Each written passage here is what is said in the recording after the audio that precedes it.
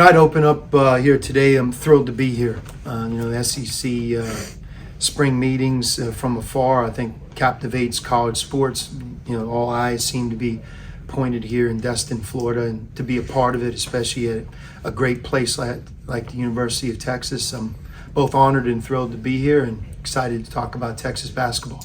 For Lucinda and for Dalen, how important is it for them to be able to come in, because you mentioned that you're not coaching the team, so for you to have a style and a way of doing things, how important is it to have those guys to maybe help the other guys who've been here or coming here to know how you operate?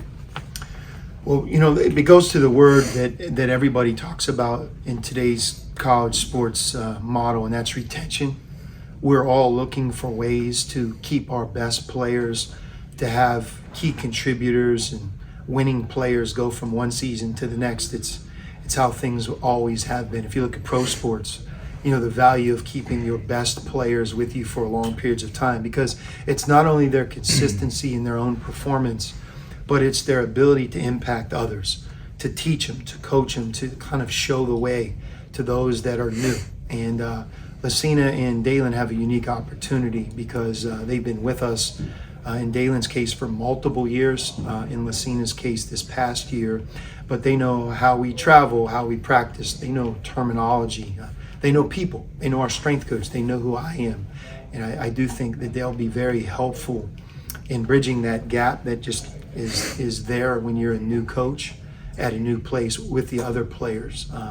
Equally important are the 5 or 6 Texas returners, guys that have been in the SEC that understand what it's like to play in Nashville and be part of the SEC tournament, that live in Austin, that go to school every day. So, they're going to be able to, from that retention perspective, be very helpful in building. So if you look at it, we have retention this coming year, in my first year, 2 different ways, from the 2 guys coming from Xavier and from those returning from Texas. But that's a force that I don't think we underestimate.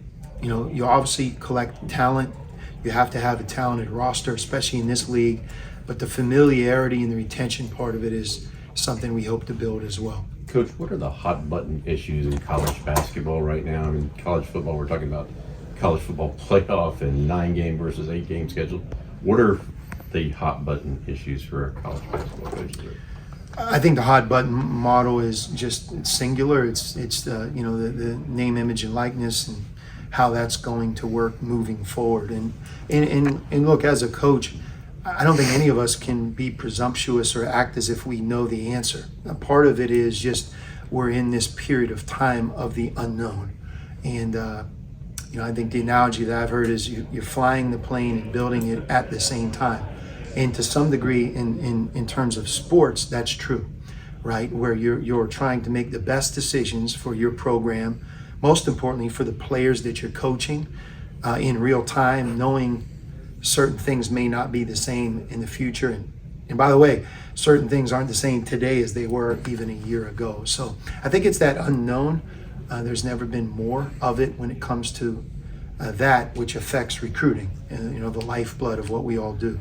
Hey, Sean, when you look at on that topic, I don't know if there's truth to the idea that like a Power 4 SEC team that has less money to spend on basketball will be put at a disadvantage against, say, the place you left where they don't have to worry about football. Mm-hmm. Does that come up? Yeah.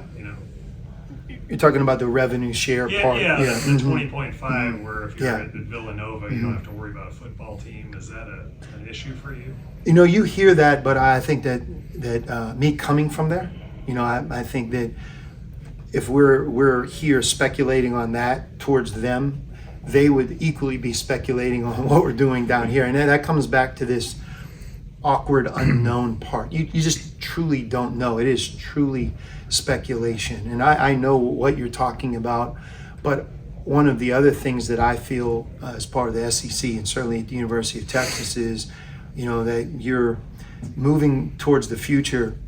You're certainly going to be at the table. And I think that's a very comforting feeling, whereas there are times when other conferences, as much as they want to feel that way, they can't because of the model that we are in and the power of football. Both A&M, both A&M and Texas new head coaches. What do you know about that rivalry, and what do you know about Bucky McMillan and who he is as a coach or a person?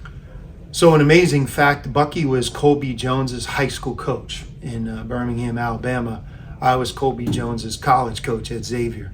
And Colby Jones, if you don't know him, he got drafted in the early second round. He's currently an NBA player, most recently with the Washington Wizards, an amazing kid, and connected to somehow the University of Texas and Texas A&M's basketball coaches.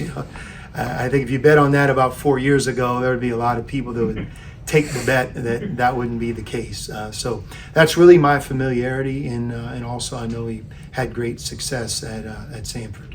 Coach, 4 years ago, the SEC basketball was not where it is today. What made this so attractive to you, coming to Texas and the SEC? Well, it's two parts. I think the first part that's attractive is I think for any coaches to be a part of the University of Texas. I mean, there aren't many places that combine the forces that we have on our side. The city of Austin, I think that it gets known around the country as like this really cool, great college town. I've never heard a bad word. It's a great place to live, a great food scene, live music, great college town. And you get to Austin, you're like, oh my goodness, like it's one of the top 10 largest cities in our country. Like, it's way more than a college town. It's a thriving city. It's the fastest growing city in America. And then, you look at our campus, start with the university itself. I think the statistic that is in play right now is 90,000 applicants a year. They accept less than 9,000. There are many universities that can say that, and yet the backdrop of Austin with University of Texas, now you put the SEC in play, which it just means more is a great slogan. We've all seen it from the outside if you're not a part of the SEC, but it does. You feel that when you turn the TV on, when you watch a college football and this year a college basketball game, you sense that college sports is just incredibly important in this footprint. So that, and then the other part of Texas is the Moody Center and in our practice facility. It's 2.5, 3 years old. There are very few places that have that type of new facility, and that's a great combination that I just named right there in a row. So it's a decision that, although for me, Xavier, it's not like I wanted to leave there. It's a great place in its own right. It's just if you really want to be the best or try to win at the highest level, I think the future of college sports is right here. To dovetail on that, Sean, getting 14 teams in a 16-team league is probably going to be an anomaly. That's not. I don't think that's a norm. But how sustainable is double-digit bids plus for the SEC as you look at the landscape and where college basketball is going? Yeah, that's a great question. It hits home with me because remember at Xavier, we played in the first four against Texas, right? So I guess they would have been towards the end of that 14 and, playing that game and how that game felt as a team that had a lot of pride in being in the Big East and playing a national schedule. You really sensed through that game the incredible depth of the SEC. One thing that's definitely going to change, and I don't think it's talked a lot about in basketball, is the no COVID year. In our case, we had a number of players in my 3 years at Xavier that were exercising their 5th year. It's a year that doesn't exist right now. So even this spring, as wild as everybody looked at the portal as being, there was about 25% of the pie missing. Zach Freemantle, who became our best player, if he were in this present day, he would not be eligible to be on the team next year. His year didn't exist. So I think just that alone, taking that one layer of talent where you can convince an all SEC player to return for a 5th year, and now that that's not in play, I don't think our league will remain as old. So I think just with that alone, I don't know if 14 of 16, I hope, but I could certainly see the effect of that moving forward. Even in the Final Four, when you looked closely at Auburn and Florida, 2 remarkable rosters, part of their greatness was that they had this gift of a blend of talent, but their older players, they were a big part of their success. Who do you think that impacts? That's a really interesting point. Do you think that hurts the power leagues who could afford the veteran players? Yes. Okay. That would be my point there. Mhm. Coach, can you talk about maybe re-recruiting some of the guys that you're recruiting when you're at Xavier now, and then of course now it's establishing new relationships with guys that you're trying to hit the ground running with and going and see.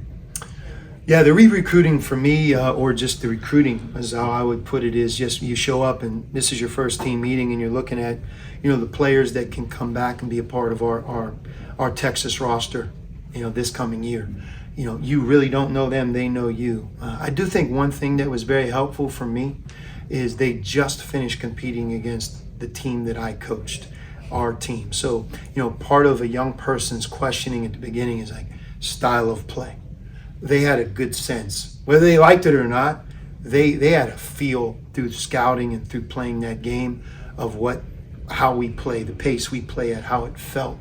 So I was able to describe our style really through that, and it just happened as well. So that's the uniqueness of, Xavier and Texas playing so late in the season. So that was part of it that was helpful, but I thought, the number one thing that we tried to establish is that we would love to have the returning players back, that we're going to put together a program that they would want to be a part of, and a winning program where we could grow and build what's already in place. So I'm thrilled about a lot of things moving forward and excited, but the returning Texas players is at the top of that list. I'm excited to coach them.